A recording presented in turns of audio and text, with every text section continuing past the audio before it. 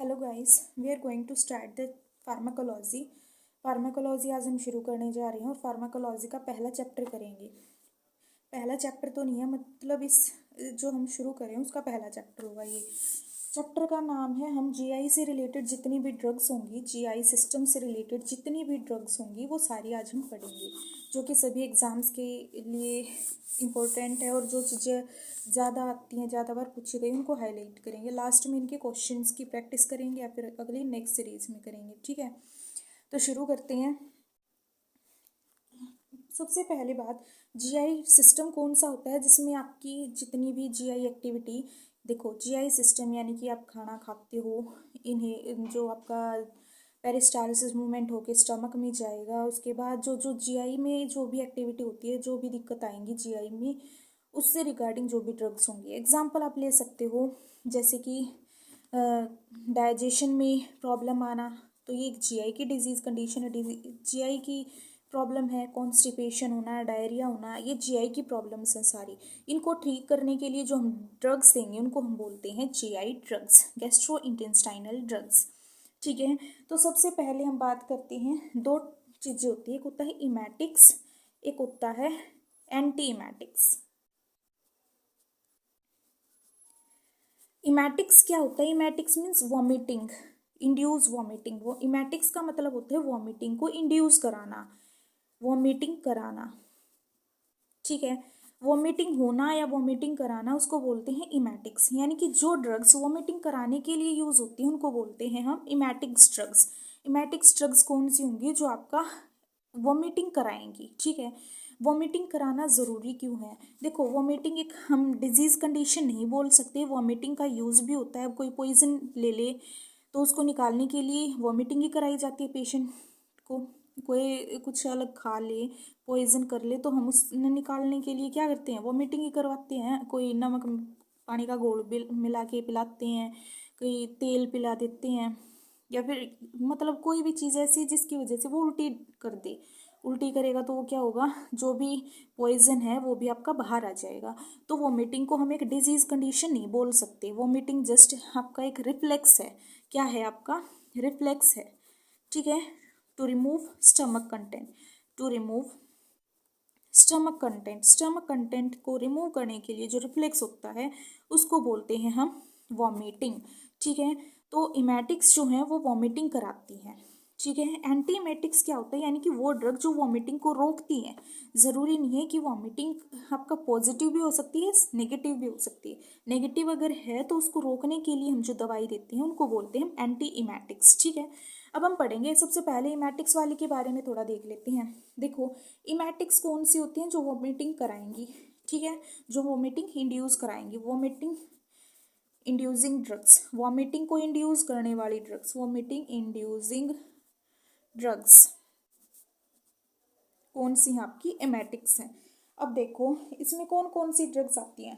पहले कॉमन चीज़ें देखो, कॉमन चीज़ें जैसे मस्टर्ड ऑयल हो गया।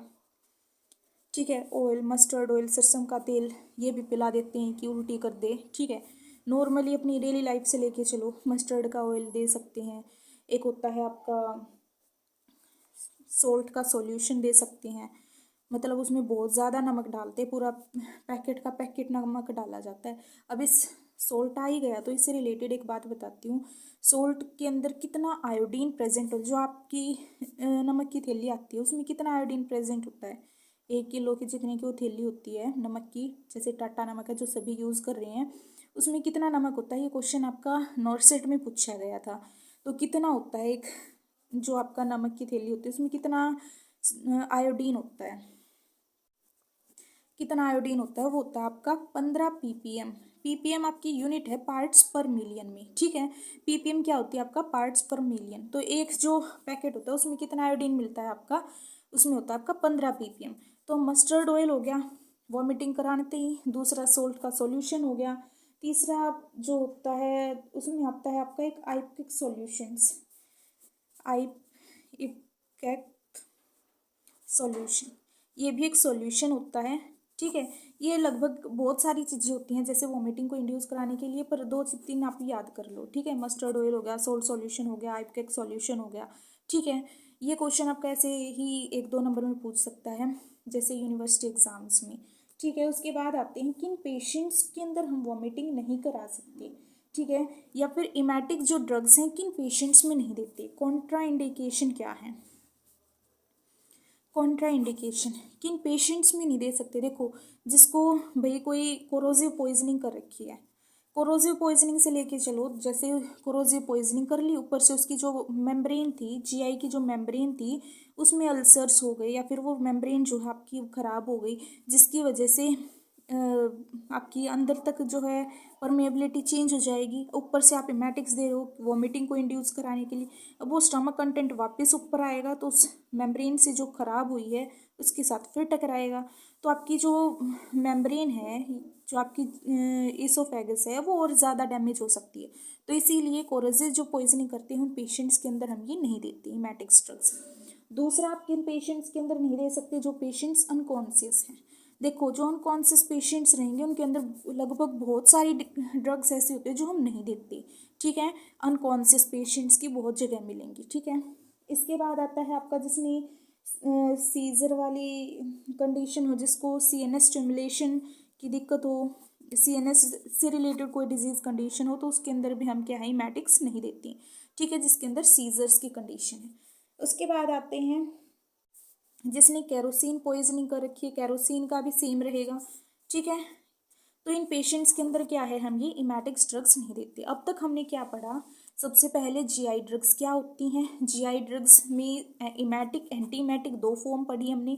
इमेटिक वो होती हैं जो वॉमिटिंग को इंड्यूस कराती हैं, वॉमिटिंग को इंड्यूस कराएंगे, उसमें हमने 3 चीज़ें पढ़ी। एक होता है आपका मस्टर्ड ऑयल, एक होता है सॉल्ट सॉल्यूशन, एक होता है आइपकेक सॉल्यूशन। ठीक है, इनमें हमने सोल्ट के बारे में बात उठी, तो सोल्ट के बारे में बताया कि एक जो पैकेट थैली की आती है उसमें कितना आयोडीन होता है, उसमें होता है आपका 15 ppm आयोडीन होता है। ठीक है, ये वॉमिटिंग को इंड्यूस करने वाली ड्रग्स होती हैं। उसके बाद हमने पढ़ा कॉन्ट्रा इंडिकेशन, किसके अंदर हम ये दवाई नहीं देते, किसके अंदर नहीं देते, जिनके अंदर कोरोसिव पॉइजनिंग कर रखी हो, जिन्होंने, जो पेशेंट अनकॉन्शियस हो, जिनको सीएनएस वाली डिजीज कंडीशन हो, जिसने कैरोसिन टाइप जो है आपकी क्या ले रखी हो, पॉइजनिंग कर रखी हो, उनके अंदर हम क्या है ये नहीं देखते। अब एक चीज़ और इम्पोर्टेंट है, mechanism of action of vomiting. देखो, वॉमिटिंग होती कैसे उसके बारे में पता होना ज़रूरी है। वॉमिटिंग कैसे इंड्यूस होती है, mechanism of action of vomiting, vomiting होती कैसे उसके बारे में पढ़ेंगे। देखो, आपका ब्रेन है, ब्रेन में क्या होता है आपका एक सीटीजेड रिसेप्टर, सीटीजेड जोन होता है, कीमो रिसेप्टर ट्राइजर जोन, पता होगा इस जोन का, कीमो रिसेप्टर ट्राइजर जोन। ये जोन क्या होता है, ये जोन जो होता है आपका सभी ड्रग्स को अंदर नहीं आने देता। ठीक है, कीमो रिसेप्टर ट्राइजर जोन यानी कि एक ब्रेन के ही अंदर एक आपकी बैरियर है जिसके थ्रू सारी की सारी ड्रग्स नहीं जा सकती, सिर्फ सिलेक्टिव चीज़ों को अंदर जाने देगा। ठीक है, अब देखो उल्टी क्यों आती है। देखो, कान में अगर दिक्कत हो जाए, कहाँ कहाँ से रिफ्लेक्स जाएगा आपका, रिफ्लेक्स जा सकता है, एक तो जीआई से ही जा सकता है डायरेक्ट, इंडाइजेशन हुआ, ज़्यादा खा लिया, इंडाइजेशन हुआ, ज़्यादा खा लिया, या फिर आपका ज़्यादा स्पाइसी खाना खा लिया तो भी वोमिटिंग टाइप फील होता है। दूसरा, आप कान में कुछ, कान में आपका वेस्टिबुलर जो अपैरेटस है वो डिस्टर्ब होता है। ठीक है, देखो, वेस्टिबुलर अपैरेटस के अंदर डिस्टर्बेंस हो, जैसे कान आप साफ कर रहे हो, कान में कुछ डाल रहे हो, तो वो चीज़ आपकी खांसी होने लग जाती है ना। कान कभी करके देखना, कान साफ करोगे तो खांसी होने लग जाएगी, ज़्यादा अंदर तक करोगे तो। क्यों, क्योंकि वो रिफ्लेक्स आपका कहीं ना कहीं जीआई से उसी ब्रेन तक इंटरफेयर कर रहा है। तीसरा, आपका हो सकता है कोई ड्रग, ऐसी ड्रग्स, कई ड्रग्स के साइड इफेक्ट्स होते हैं, वॉमिटिंग। ठीक है, इन 3 चीज़ों की वजह से क्या है आपका वॉमिटिंग इंड्यूस हुई, किस किस वजह से, वेस्टिबुलर अपैरेटस यानी कि कान में कोई दिक्कत हुई जिसकी वजह से आपका क्या हो गया, आपका ब्रेन में सिग्नल पहुंच जाता है। दूसरा, जीआई की कंडीशन हो गई, यानी कि जीआई में आपका इंडाइजेशन हुआ, स्पाइसी खाना खा लिया, या और भी कोई चीज इफेक्ट हो सकता है। तीसरा होता है ड्रग्स, कोई ऐसी दवाई जिनके साइड इफेक्ट में वॉमिटिंग होता हो। तो ये चीज़ें क्या करती हैं आपकी, तीनों चीज़ें ये मिल के कीमो रिसेप्टर ट्राइजर जोन को क्रॉस करते हैं। कीमो रिसेप्टर ट्राइजर जोन पे इसके रिसेप्टर्स होते हैं, कीमो रिसेप्टर ट्राइजर जोन को, इनके रिसेप्टर जो हैं कीमो रिसेप्टर ट्राइजर जोन को क्रॉस कर जाते हैं। अब ये कहाँ सिग्नल भेजते हैं, ये आपका भेजते हैं मेडुला के पास। मेडुला वॉमिटिंग सेंटर होता है आपका, मेडुला ब्रेन के अंदर, मेडुला में ये सिग्नल भेजती है। ठीक है। मेडुला क्या है आपका? Vomiting centre. ठीक है। अब जैसे ये पूरा मैकेनिज्म पूछ ले तो ये आपका पूछ सकता है किसमें, जो सेंटर ये आपके एग्ज़ाम्स होते हैं यूनिवर्सिटी एग्ज़ाम्स में, अगर कंपटीशन में पूछा जाए तो आपका डायरेक्ट पूछ सकता है कि आपका जो वॉमिटिंग सेंटर कौन सा होता है, वो होता है आपका मेडुला। मेडुला ही आपका वॉमिटिंग सेंटर है, मेडुला ही आपका जो है रेस्पिरेटरी सेंटर है। ठीक है। मेडुला ही वॉमिटिंग और मेडुला ही रेस्पिरेटरी सेंटर है। ठीक है। ये चीज़ हमने पढ़ी, ये था मैकेनिज्म ऑफ एक्शन। यहाँ से अब क्या करेगा, मेडुला रिस्पॉन्स भेजेगा, मेडुला इन तक सिग्नल भेजेगा कि वॉमिटिंग करानी है कि नहीं करानी। ये चीज़ें अपने रिसेप्टर से सिग्नल भेज देंगी, ये मेडुला के पास जाएगा। जैसे हिस्टामिन हो गया, 5-हाइड्रोक्सीट्रिप्टामिन हो गया, ये चीज़ें जो आपकी ये हॉर्मोन्स, केमिकल्स, रिसेप्टर्स केमिकल्स ही मेनली इंड्यूस करेंगी। केमिकल्स आपके सीटीजेड को क्रॉस करेंगे। सीटीजेड जो है वो आपका मेडुला के पास जाएगा। मेडुला जो है वो आपका एक वॉमिटिंग सेंटर है या रेस्पिरेटरी सेंटर है, वो सिग्नल भेजेगा और फिर आपकी वॉमिटिंग इंड्यूस हो जाएगी। ये था मैकेनिज्म ऑफ एक्शन। फिर से बताना है तो एक बार फिर से बता देती हूँ। मैकेनिज्म ऑफ एक्शन क्या है? आपका वेस्टिबुलर अपैरेटस में डिस्टर्बेंस होना, ड्रग्स ली है आपने, उसकी का साइड इफेक्ट हो, या फिर जीआई की कोई प्रॉब्लम हो, इन तीन चीज़ों से आपका जो है रिसेप्टर्स या केमिकल्स बोलो, केमिकल जाएंगे क्या करेंगे, वो केमिकल सीटीजेड को क्रॉस करेंगे, क्रॉस करेंगे तो वो ब्रेन के पास जाएंगे। ब्रेन के पास क्या है आपका? मेडुला। मेडुला क्या है आपका? वॉमिटिंग सेंटर है या फिर आपका रेस्पिरेटरी सेंटर भी इसको बोलते हो। ये आपका इंड्यूस कराएगा वॉमिटिंग सिग्नल भेज के कि हमें अब वॉमिटिंग इंड्यूस करानी है। ठीक है। नोजिया टाइप फीलिंग आपका वॉमिटिंग इंड्यूस करा देगा। ठीक है। ये था आपका मैकेनिज्म ऑफ एक्शन। अभी तक क्या पढ़ा हमने? सबसे पहले पढ़ा था इमेटिक्स क्या है, उसके बाद हमने पढ़ा एंटीमेटिक्स क्या है, एंटीमेटिक्स, उसके बाद इमेटिक्स की क्लासिफिकेशन पढ़ी, कॉन्ट्राइंडिकेशन पढ़ी, वॉमिटिंग का मैकेनिज्म पढ़ा। ठीक है। अब आ जाओ एंटीमेटिक्स ड्रग्स पे। अब हम पढ़ेंगे एंटीमेटिक्स। यहाँ से क्वेश्चन बहुत ज़्यादा बनेंगे। एंटीमेटिक्स वो होती हैं जो वॉमिटिंग को कंट्रोल करने के लिए दी जाती हैं। Antiemetics used to control vomiting और टू इनहिबिट वॉमिटिंग। वॉमिटिंग को रोकने के लिए या फिर वॉमिटिंग को आपको रोकना है या ख़त्म करना है, वॉमिटिंग ना हो, उस फीलिंग को जो है रोकने के लिए क्या करते हैं हम, जो दवाई देते हैं उनको बोलते हैं एंटी इमेटिक्स। ठीक है। एंटी कोई भी चीज़ है वो रोकने में काम आएगी, किसी भी चीज़ का इनिबिशन जो होता है उसके लिए वर्ड यूज़ करते हैं हम एंटी। ठीक है। कोई भी दवाई है वो उसके अगला जो पार्ट है उसके अपोजिट काम करेगी। ठीक है। तो एंटीमेटिक्स। अब देखो यहाँ से इसकी क्लासिफिकेशन याद करने की करेंगे। देखो क्लासिफिकेशन याद करते हैं। सबसे पहले आती हैं एंटीकोलिनर्जिक। इनको याद करने का तरीका भी करेंगे। सबसे पहले आएगी आपकी एंटीकोलिनर्जिक। एंटीकोलिनर्जिक, एंटीकोलिनर्जिक वो ड्रग्स होती हैं जो आपकी कोलिनर्जिक इफेक्ट, जो आपका एसिटाइल कोलिन है उसके अपोजिट काम करेंगी, एसिटाइल कोलिन को काम नहीं करने देंगी। ठीक है। एसिटाइल कोलिन के एक्शन को रोकेंगी। एंटीकोलिनर्जिक क्या करती हैं, आपके एसिटाइल जो कोलिन होता है ACTH उसके एक्शन को रोकती हैं। इसमें आपकी दो ड्रग्स आती हैं। इसमें आएंगे आपकी स्कोपोलामीन, जिसको हम बोलते हैं हायोसिन, स्कोपोलामीन हायोसिन जिसे हम बोलते हैं। दूसरी होती है आपकी डायसाइक्लोमीन, स्कोपोलामीन डायसाइक्लोमीन। ठीक है। डायसाइक्लोमीन MINE। ठीक है। तो एंटीकोलिनर्जिक वो ड्रग्स होती हैं जो आपके एसिटाइल कोलिन को के सिक्रेशन को कम करेंगी, उनके एक्शन को रोकेंगी, उन एसिटाइल कोलिन के रिसेप्टर्स पे काम करेंगी। इनमें दो टाइप की ड्रग आती हैं, स्कोपोलामिन डायसाइक्लोमिन। ठीक है। पहले सारी की सारी क्लासिफिकेशन पढ़ेंगे। देखो हर कोई भी ड्रग पढ़ रहे हो, किसी भी ड्रग सिस्टम को पढ़ रहे हो तो एक सीक्वेंस लेके चलनी है सभी की। सबसे पहले हम उस ड्रग के बारे में अगर हम कुछ कोई जनरल नॉलेज है तो वो लिखेंगे। सबसे पहले क्या लिखेंगे? जनरल नॉलेज, उस ड्रग के बारे में हमें कुछ पता है वो लिखेंगे। दूसरे स्टेप में आपको लिखना है उसकी क्लासिफिकेशन, जो भी ड्रग दे रखी है उसकी क्लासिफिकेशन लिखेंगे। तीसरे स्टेप में हम लिखते हैं उसका मैकेनिज्म ऑफ एक्शन। चौथे स्टेप में हम लिखते हैं उसकी फार्माकोकाइनेटिक्स। फार्माकोकाइनेटिक्स क्या होती है, यानी कि वो कैसे काम कर रही है। ठीक है। मैकेनिज्म ऑफ एक्शन मतलब वो कैसे ले रहे हैं हम उस दवाई को, कहाँ मेटाबोलाइज हो रही है, कैसे एक्सक्रीट हो रही है। ठीक है। दो टर्म आती है, एक फार्माकोकाइनेटिक्स होता है, एक फार्माकोडायनेमिक होता है। डायनेमिक जो वर्ड है वो आपका डी पहले याद करो, फार्माकोडायनेमिक डी आएगा, डी यानी कि what the drug does to the body, यानी कि ड्रग पहले आएगा बॉडी बाद में आएगा। ड्रग बॉडी के साथ क्या करेगी, वो होता है फार्माकोडायनेमिक्स। फार्माकोकाइनेटिक्स है यानी कि बॉडी ड्रग के साथ क्या कर रही है, ठीक है, what the body drug does to the drug, ठीक है। उसके बाद हमें लिखेंगे इसके यूजेस, इसके बाद हम लिखेंगे यूजेस के बाद आपको लिखना है इसके साइड इफेक्ट्स। साइड इफेक्ट्स के बाद आप लिखोगे नर्सिंग कॉन्ट्रा इंडिकेशन अगर है तो वो लिख दो। लास्ट आपका स्टेप होगा complication, sorry nursing implication, nursing implication, ठीक है। ये सीक्वेंस रहेगी कैसे उसको अटेम्प्ट करना है। अब पढ़ेंगे सीक्वेंस में पहले इसकी क्लासिफिकेशन। जैसे एंटीमेटिक्स पढ़ रहे हो तो जनरल नॉलेज उसके क्या लिखोगे, एंटीमेटिक्स जो होती हैं वॉमिटिंग को कंट्रोल करने के लिए दी जाती हैं। अब पढ़ेंगे इनकी क्लासिफिकेशन। सबसे पहले आती है आपकी एंटीकोलिनर्जिक। एंटीकोलिनर्जिक यानी कि जो एसिटाइलकोलिन के सिक्रेशन को रोकेगी। इसमें आपके दो ड्रग्स आते हैं, स्कोपोलामिन, डाइसाइक्लोमिन। जैसे स्कोपोलामिन हायोसिन जिसको हम बस्कोफेन बोलते हैं, मोस्ट कॉमनली यूज़ किया जाता है हॉस्पिटल्स के अंदर। नॉर्मली कोई भी वॉमिटिंग की शिकायत लेके जाएगा तो उसे यही इंजेक्शन लगाया जाता है। इंजेक्शन भी होती है, टैबलेट्स भी होती हैं, मेनली इंजेक्शन यूज़ किया जाता है, ठीक है, हायोसिन का। ठीक, दूसरी क्लासिफिकेशन आती है आपकी एंटीहिस्टामिन्स। इनकी याद करने की ट्रिक भी बताऊंगी, पहले इनकी क्लासिफिकेशन लिख लो। एंटीहिस्टामिन्स, एंटीहिस्टामिन्स कौन सी होती है, जो आपकी H1 ब्लॉकर्स होती है। एंटीहिस्टामिन कौन सी होती है, H1 ब्लॉकर्स, यानी कि हिस्टामिन के रिलीज को रोकेंगी।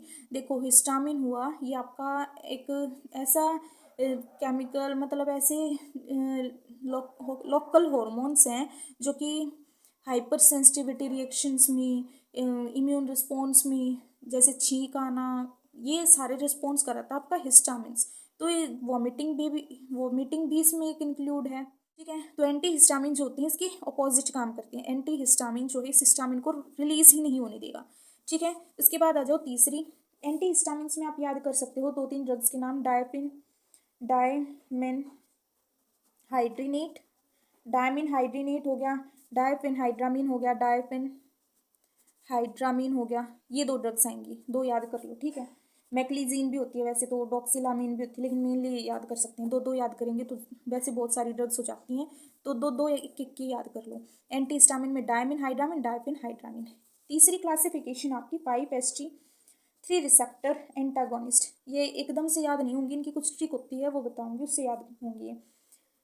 5-HT3 एंटागोनिस्ट, 5-HT3 रिसेप्टर वाली एंटागोनिस्ट कौन सी होंगी, इसमें आपकी आएंगी ओंडास्टेरोन, जो कि बहुत ज़्यादा यूज़ की जाती है, ओंडास्टेरोन, ठीक है, बहुत ज़्यादा यूज़ की जाती है। ओंडास्टेरोन हो गया, इसी से आपका ग्रेनिस्टीरोन बनता है नाम, ग्रेनिस्टीरोन, ओंडास्टेरोन, ग्रेनिस्टीरोन। उसके बाद आते हैं आपकी प्रोकाइनेटिक।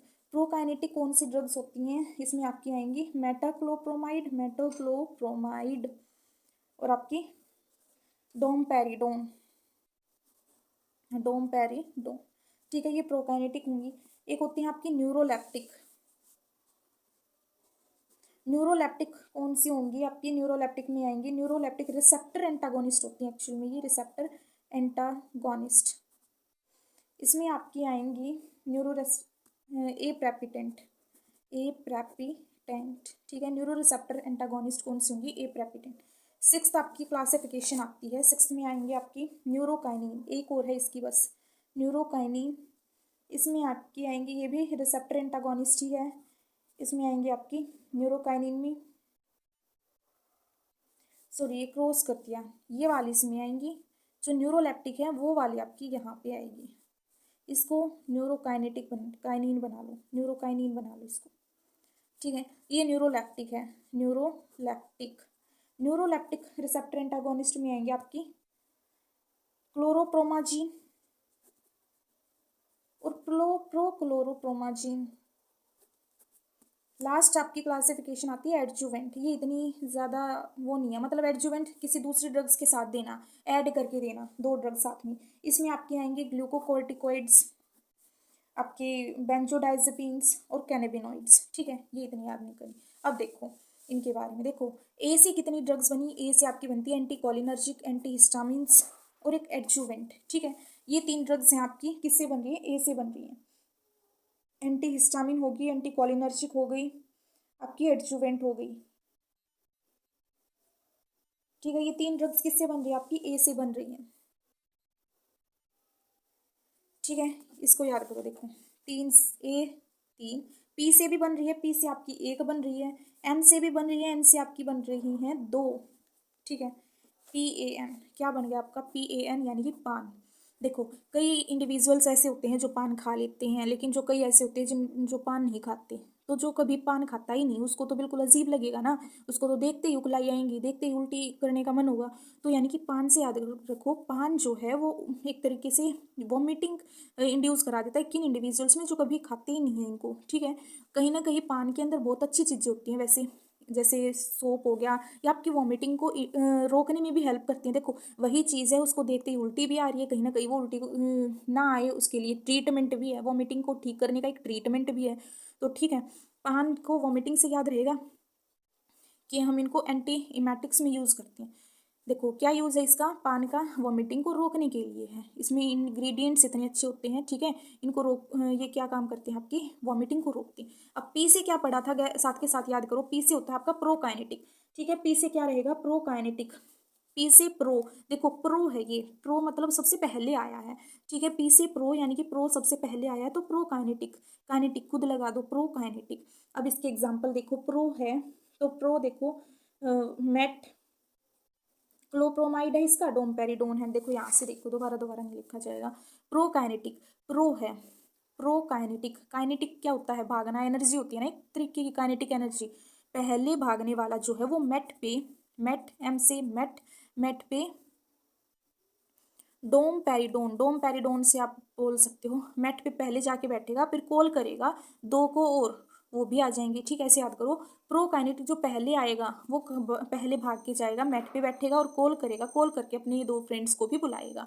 ठीक है, ऐसे करके याद करो। प्रो वाला जो है वो पहले जाएगा, पहले काइनेटिक मीन्स पहले काइनेटिक एनर्जी करेगा, प्रो वाला पहले काइनेटिक एनर्जी करेगा, जाके मैट पे पहले बैठेगा, कॉल करेगा और अपने 2 जो मित्र हैं उनको भी बुला लेगा। तो इससे 2-3 बार पढ़ोगे तो याद हो जाएगा। प्रोकाइनेटिक कौन सी होती है, मेटाक्लोप्रोमाइड और डोमपेरिडोन, मेटाक्लोप्रोमाइड डोमपेरिडोन, पी वाली। ठीक है, एक क्लासिफिकेशन हुई याद, पी से प्रोकाइनेटिक, प्रोकाइनेटिक भागा कहाँ, मेट पे, मेट पे जाते ही क्या किया, फोन किया मेटाक्लोप्रोमाइड और फिर किसको, 2 को, डोमपेरिडोन, मेटाक्लोप्रोमाइड और डोमपेरिडोन। ठीक है, ऐसे भी कर सकते हो, डोमपेरिडोन, 2 जने आए अपने पैरों से भाग भाग। ठीक है, तो पी से हमने कर लिया, पी से क्या था आपका, पी से प्रोकाइनेटिक, प्रोकाइनेटिक प्रोकाइनेटिक पहले भाग के आएगा तो क्या करेगा, अपनी जगह पे बैठेगा, मेट पे बैठेगा, मेटोक्लोप्रोमाइड मेट पे बैठ के कॉल करेगा मेटक्लोप्रोमाइड और फिर 2 जनों को बुलाएगा, वो अपने पैरों से जल्दी जल्दी भाग के आएंगे, तो डोम पेरिडोन, मेटोक्लोप्रोमाइड डोम पेरिडोन आपकी प्रोकाइनेटिक में होंगी। प्रोकाइनेटिक में कौन सी होंगी, मेटोक्लोप्रोमाइड और डोम पेरिडोन। ठीक है, इसको बार बार रिवाइज करना। उसके बाद आ जाओ ए वाली, ए वाली कौन सी, आपकी 3 है, ए से कितनी है, 3 है। 3 कौन कौन सी है, सबसे पहले आपकी एंटीकोलिनर्जिक, एक आपकी एंटीहिस्टामिन्स और एक आपकी एडजुवेंट, वो एडजुवेंट बाद में देखेंगे। एंटीकोलिनर्जिक, आंटी ने कॉल किया, देखो ये तो जितना खुद से याद करोगे ना, हायोसिन बहुत ही इंपॉर्टेंट ड्रग है। हाइसीन, देखो हायोसिन यानी कि हाई सीन, आराम से हॉस्पिटल में सीन होगी ये, हाई एच से हॉस्पिटल में सीन, हॉस्पिटल में दिखने वाली दवाई है ये hyoscine, H scene, hospital, H से हॉस्पिटल सीन, हॉस्पिटल में जो दवाई दिखेगी वो होती है आपकी हायोसिन। किस लिए होती है, देखो कॉल करने की ज़रूरत नहीं होती, एंटी कॉल यानी कि कॉल नहीं करने की ज़रूरत, ये दवाई ऑलरेडी प्रेजेंट होती है हॉस्पिटल में, हॉस्पिटल में ऑलरेडी दिखेगी। तो एंटी कॉलिनर्जिक कौन सी होंगी आपकी, हायोसिन, बस्कोफेन जिसको हम बोलते हैं, स्कोपोलामिन, डायसाइक्लोमिन, ये वाली ड्रग्स हैं।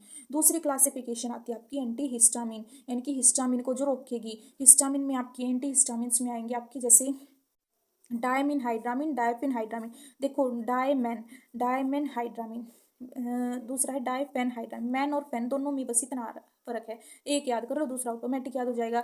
हिस्सा, डायमैन, 2 मैन जो है वो अपना हिस्सा मांग रही हैं, हिस्टामिन से याद करो, 2 मैन जो हिस्सा, हिस्टामिन से हिस्सा ये पढ़ सकते हो ना, हिस्टामिन को इमेजिन करके देखो हिस्सा ही लगेगा।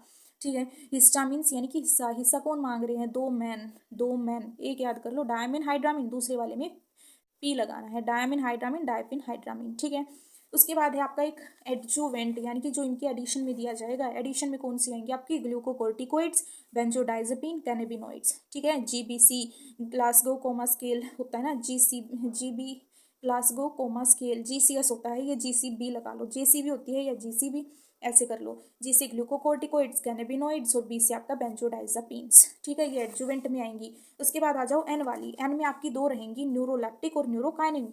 न्यूरोकाइनिन जो रिसेप्टर एंटागोनिस्ट है उसमें आपकी आएंगी ए प्रेपिटेंट। ए प्रेपिटेंट यानी कि प्रेप करने की ज़रूरत नहीं है।